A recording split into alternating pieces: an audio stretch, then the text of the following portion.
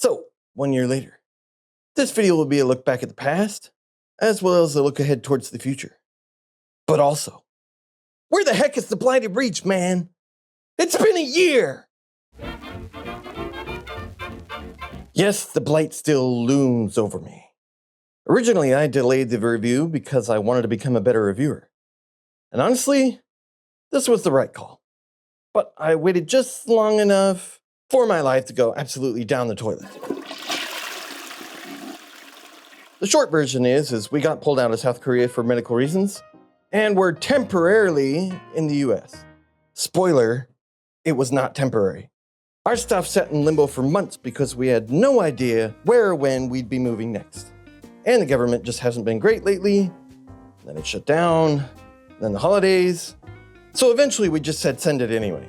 That gave me about 1 glorious month with the Blighted Reach before we had to move east again. So now it's back in a box. But don't worry, it's on its way again. And it'll probably arrive right before we move overseas.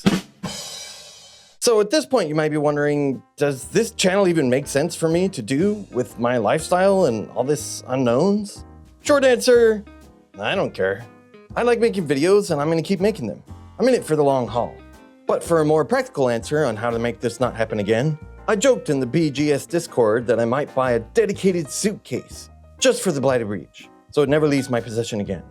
And honestly, this might actually needs to be the thing that I do with reviews I'm working on. Because a year plus delay on a video is just something I never want to repeat again. So yeah, big board games in suitcases. Anyone have experience with this? Good idea? Terrible idea? Is it gonna get mushed? Let me know. But I think that's enough about the Blighted Reach. I did a lot of other things this past year too. And looking back, there are a lot of deep dive reviews that I'm really proud of. Just thinking about them makes me want to make more like that. But I also would have done a few things differently. Last year, I treated every video like it had to be a deep dive. Because frankly, that's my style. But the truth is, not every game and not every experience deserves a deep dive. So going forward, I want to spend less time on videos that aren't deep dives and more time on videos that are. So far, I think that'll mean a less rules, more heart approach for smaller projects. Or it might mean less smaller projects overall. We'll see. But speaking of heart, let's talk my relationship with publishers and monetization of the channel. Very clearly, I want to state that I do not take money from publishers, and I don't intend to. And that's true whether or not it's crowdfunded or retail. I don't want to be tangled up in all that, frankly. And if that ever changes, you'll be the first to know. Well, that and, me, and probably a publisher, and definitely my wife. Also, no, I don't want this to become a Kickstarter hype channel. Sometimes if I'm personally invested in a project and my schedule allows, I might cover it. But the fact that I'm not paid should speak for itself. I'll only participate in projects that I'm personally invested in. And that means more than just, this game looks snazzy. But for the thing that I think most people worry about now, yes, I accept review copies. Why? Well, essentially, we're not rich and I'm on a strict board game budget.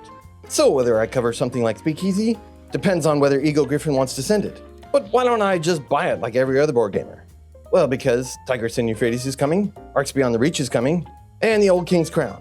And realistically, I only can afford one of those things. Even though that with my taste in this channel, I should be getting all of them. So I accept review copies when I can.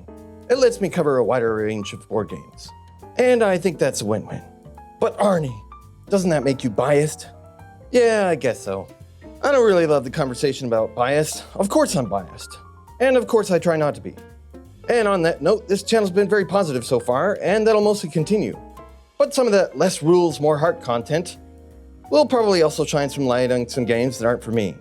Because I don't love every game. And I think knowing what I don't like as well as what I like helps you to understand how your tastes align with me. So yeah, I'm biased, but I'm aiming to be more transparent this next year. And then finally Patreon. This one I do use, but there's no exclusive content, no paywall. It's just a way that if you want to support me, then you can. And to the 5 people who do support me, you're the best. I hope we play some games together someday.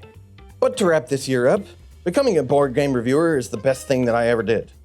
And my wife and my family, the best thing I've ever personally done.